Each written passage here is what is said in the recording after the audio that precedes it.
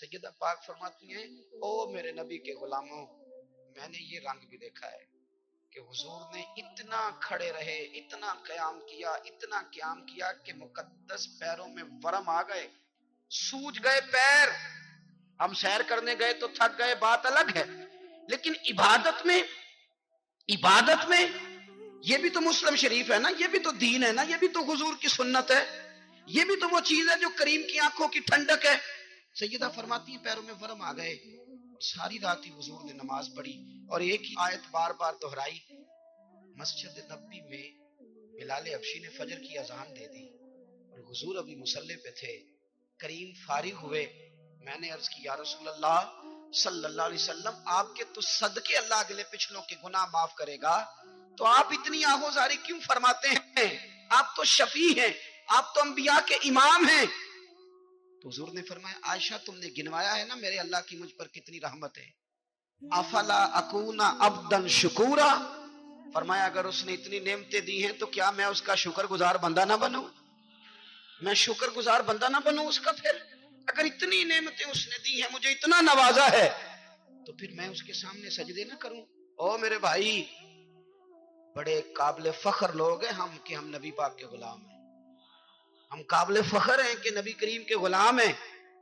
کیا کبھی اس غلامی کے شکرانے میں بھی دو نفل پڑے کہ یا اللہ تیرا شکر ہے تو نے ہمیں حضور کا غلام بنایا ہے؟ یاد رکھیں کہ اپنی روحانی زندگی کو آباد کریں، استغفار پڑھیں، تسبیحات کریں، کچھ چھوٹے چھوٹے اعمال ہیں ان کو اپنی زندگی میں حصہ بنائیں۔ ترمذی شریف میں حدیث ہے، نبی پاک صلی اللہ علیہ وسلم نے فرمایا 3 مرتبہ صبح 3 مرتبہ شام اعوذ باللہ السمیع العلیم 3 دفعہ یہ پڑھو، اور 1 دفعہ سورۃ حشر کی آخری 3 آیات، واللہ الذی لا الہ الا هو عالم الغیب والشہادۃ هو الرحمن الرحیم۔ اعوذ باللہ من الشیطان الرجیم ہے نا، اس کو پڑھنا ہے اعوذ باللہ السمیع العلیم من الشیطان الرجیم۔ فرمایا 3 دفعہ اس کو پڑھو اور 1 دفعہ سورہ حشر کی 3 آیتیں، 1 دفعہ صبح اور 1 دفعہ شام۔ صبح کیا ہے، شام کیا ہے؟ تو اعلیٰ حضرت بریلوی فرماتے ہیں صبح سے مراد ہے آدھی رات ڈھلنے سے لے کر سورج نکلنے تک، آدھی رات ڈھلنے سے لے کر یعنی تہجد کا ٹائم سے لے کر سورج اور شام کیا ہے، دوپہر ڈھلنے سے لے کر مغرب کی اذان تک، یہ شام ہے۔ اب سن لیں، یہ ترمذی کی حدیث ہے سیاستہ کی، نبی پاک نے فرمایا جس نے 3 مرتبہ اعوذ باللہ پڑھی اور 1 بار سورہ حشر کی آخری 3 آیتیں پڑھی، 1 دفعہ صبح پڑھے 1 دفعہ شام پڑھے، نبی کریم علیہ السلام فرماتے ہیں اگر صبح پڑھے گا تو 70,000 فرشتے شام تک، اور اگر شام کو پڑھے گا تو 70,000 فرشتے صبح تک پڑھنے والے بندے کی مغفرت کی دعا مانگتے رہے۔ چلے میں تو اس بات پہ بھی بڑا راضی ہوں کہ پہلی دفعہ اہل سنت میں ایسا ہو رہا ہے کہ وظیفہ ملنے پر لوگ نعرے لگا رہے ہیں، ورنہ وظیفہ بتائیں تو کہنے یہ بھی پڑھیں گے پر کوئی تویز بھی لکھ چھڑو ماڑا گیا۔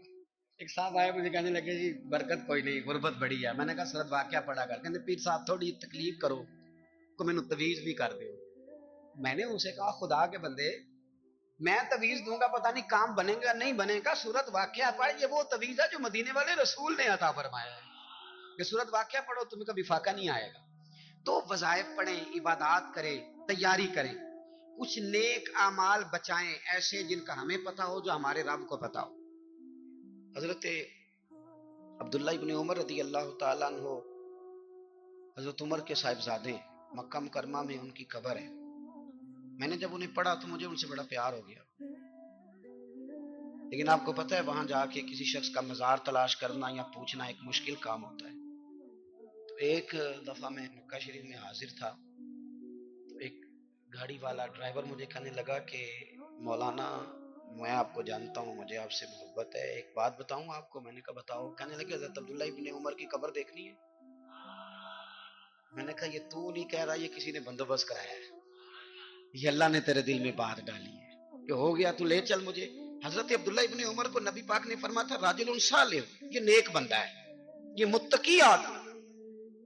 حضرت عبداللہ ابن عمر رضی اللہ تعالیٰ عنہ سیدنا فاروق اعظم رضی اللہ تعالیٰ عنہ کے صاحبزادے ہیں، اور ان کی ہمشیرہ سیدہ حفصہ رضی اللہ تعالیٰ عنہ حضور کی زوجہ محترمہ۔ ایک دن اپنی ہمشیرہ سے کہنے لگے کہ نبی کریم صلی اللہ تعالیٰ علیہ وسلم گھر میں آئے نا، اور اگر حضور غم امت میں پریشان نہ ہوں، طبیعت کو حشاش بشاش دیکھو تو ذرا پوچھنا تو صحیح حضور کا میرے بارے میں کیا خیال۔ پوچھنا تو صحیح کہ کریم کی بارگاہ میں میرا کیا مقام ہے، میرے بارے میں حضور کیا فرماتے ہیں۔ اب بہن کو کام بتائے اور بتائے بھی بھائی، اور کوئی بہن وہ کام نہ کرے، یہ تاریخ میں ہوتا نہیں۔ حضرت عمر فاروق رضی اللہ تعالیٰ عنہ کی صاحبزادی ام المومنین رضی اللہ تعالیٰ عنہ فرماتی ہیں کہ میں تو بس منتظر تھی۔ انہوں نے تو کہا تھا نا کہ اگر تم حشاش بشاش دیکھو تو بات کرنا، لیکن حضور تشریف لائے، میری باری تھی، میرے گھر تشریف لائے، کھانا پیش کیا تو فوراً میں نے عرض کی حضور ایک بات پوچھنی تھی۔ حضور نے فرمایا پوچھئے۔ میں نے عرض کی حضور میرے بھائی عبداللہ ابن عمر کے بارے میں آپ کا کیا خیال ہے؟ نوجوانوں میری بات پہ غور کرنا، میرے بھائی کے بارے میں آپ کا کیا خیال ہے؟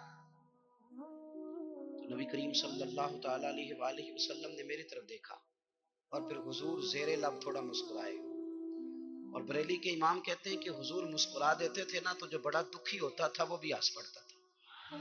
اب سوال پیدا ہوتا تھا کہ پھر تو اس مسکراہٹ کے لیے انتظار کرنا پڑتا ہوگا کئی مہینے کہ حضور مسکرائیں تو رونے والے ہنسیں، تو اعلیٰ حضرت فرماتے نہیں، انتظار نہیں کرنا پڑتا، یہ مسکراتے رہنا تو حضور کی عادت ہے۔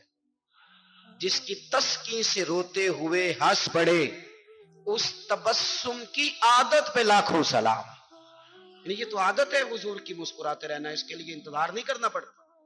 بھائیو آپ خیال رکھیں گے، غور کریں گے، حضرت عبداللہ ابن عمر رضی اللہ تعالیٰ عنہ کے بارے میں پوچھا تو سیدہ فرماتی ہیں کہ نبی کریم صلی اللہ تعالیٰ علیہ وسلم نے زیر لب مسکرائے اور فرمایا حفصہ تیرا بھائی ہے تو اچھا، لیکن میں نے سنا ہے کہ عشاء کی نماز پڑھتا ہے تو فجر تک سویا ہی رہتا ہے۔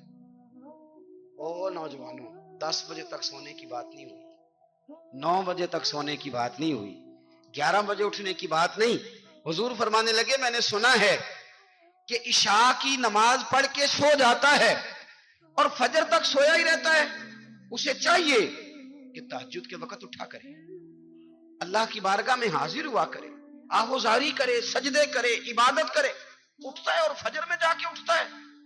حضرت جناب حفصہ رضی اللہ تعالیٰ عنہ کہتی ہے میں نے جناب عبداللہ ابن عمر کو پیغام دیا اور میں نے کہا میرے جوان بھائی سن، نبی پاک نے فرمایا ہے تو اچھا پر تہجد میں نہیں اٹھتا، نفل نہیں پڑھتا۔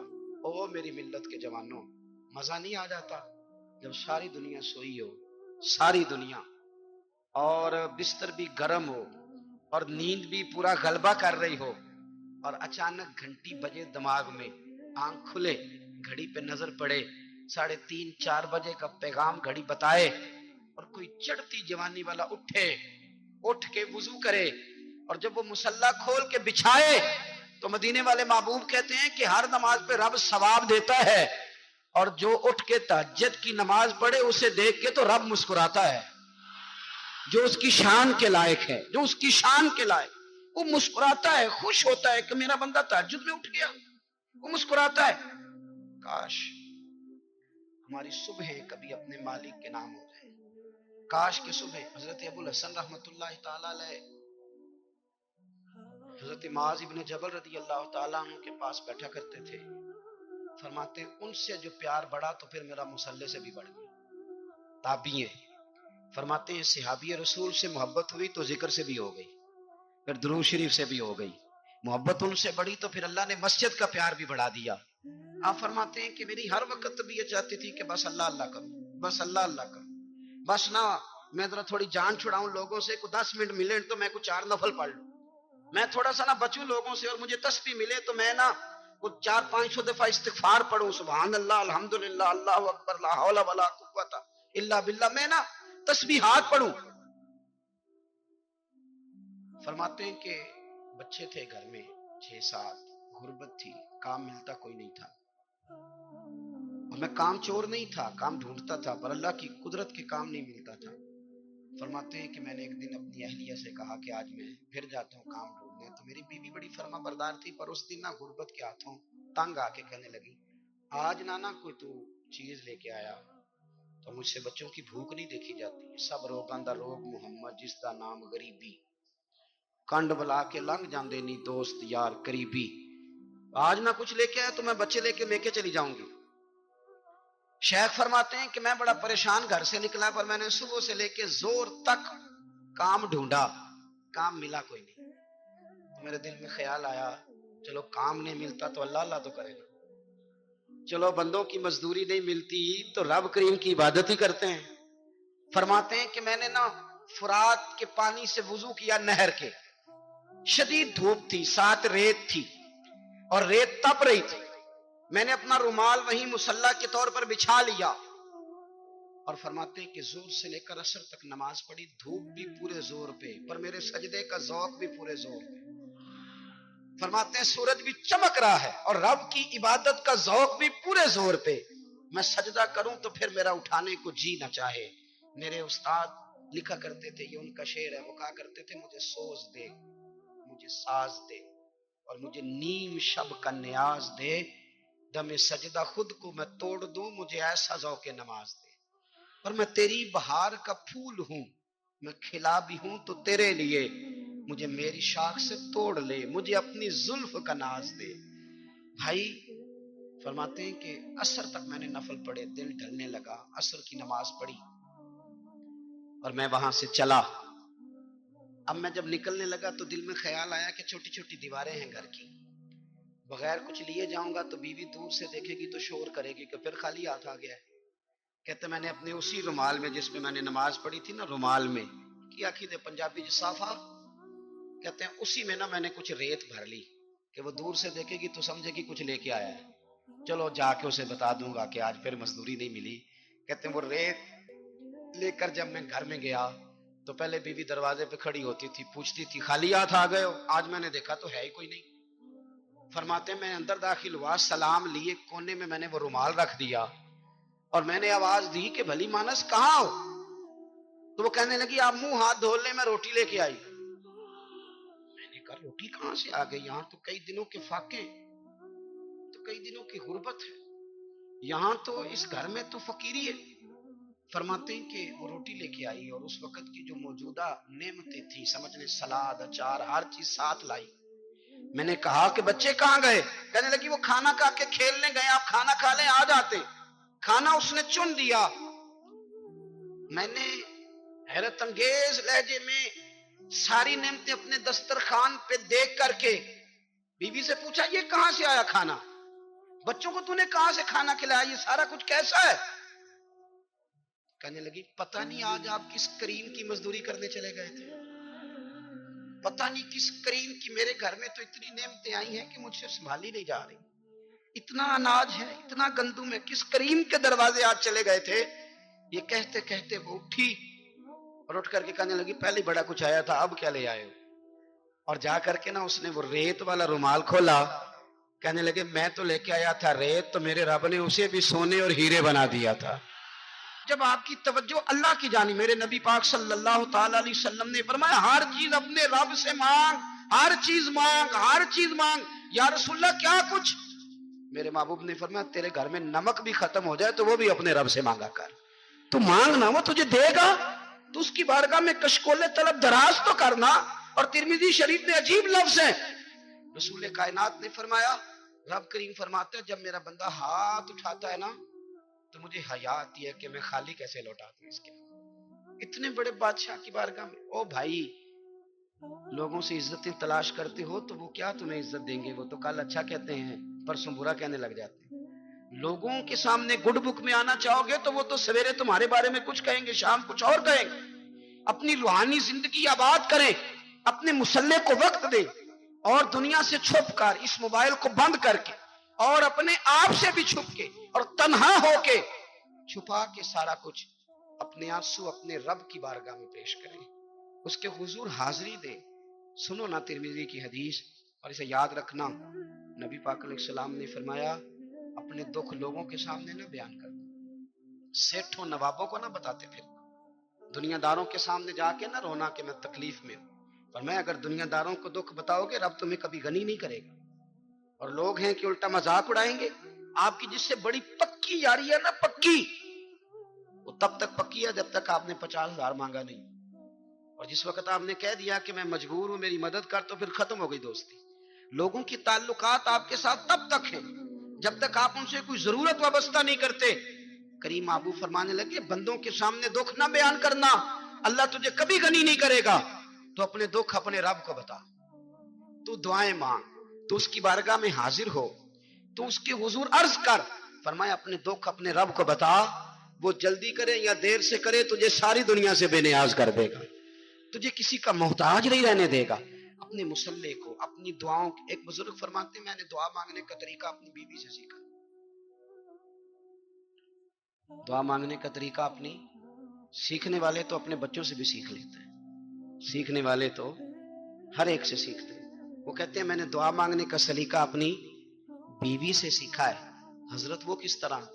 فرمانے لگے میری بیوی نے نا مجھے کوئی کام بتایا، کچھ پیسوں کی ضرورت کے لیے کہا، تو میں نے اسے کہا کہ بھئی ابھی میرے پاس نہیں ہے، کچھ دنوں میں آتے ہیں تو میں دے دوں گا۔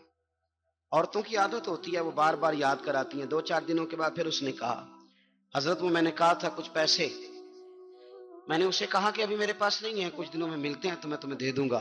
اس نے کچھ دنوں کے بعد پھر کہا حضور وہ میں نے کچھ پیسے کہے تھے۔ فرماتے میں نے ڈانٹ دیا، میں نے کہا کہ کیا تو روز مجھے شرمندہ کرتی ہے، کہا نا میرے پاس نہیں ہے، ہوں گے تو دے دوں گا، تو روز یاد کراتی ہے۔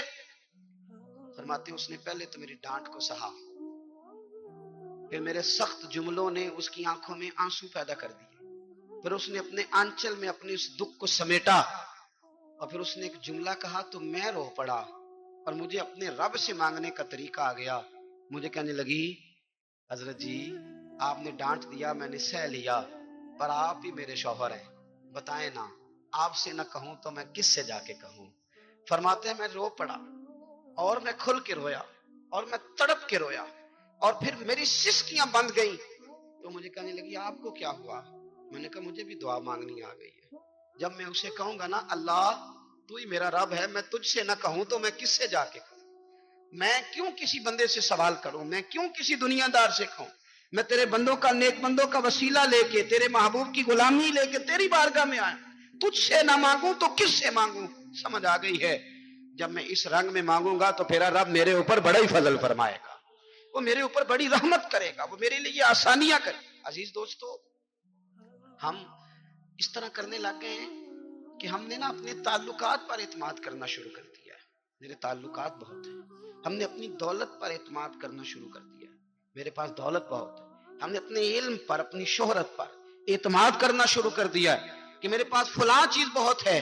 یاد رکھنا جب بے نیاز اپنی صفت بے نیازی دکھاتا ہے تو بڑی بڑی دولتوں والے مجبور نظر آتے ہیں۔ بھائیو جب انسان کا رشتہ اپنے مالک کے ساتھ ہوتا ہے پھر تو غم بھی کچھ نہیں کہتے، پریشانیاں بھی کچھ نہیں کہتی، پھر تو زندگی صبر والی، پھر تو زندگی توکل والی، پھر تو زندگی بھروسے والی، پھر انسان اپنے آپ کو رسوا نہیں کرتا، دنیا داروں سے امیدیں اس کی ختم ہو جاتی، امیدیں اللہ رسول سے لگا لیتا ہے، مضبوط ہو جاتا ہے، مضبوط طاقتور ہو جاتا ہے، خوددار ہو جاتا ہے، باوقار باعزت ہو جاتا ہے۔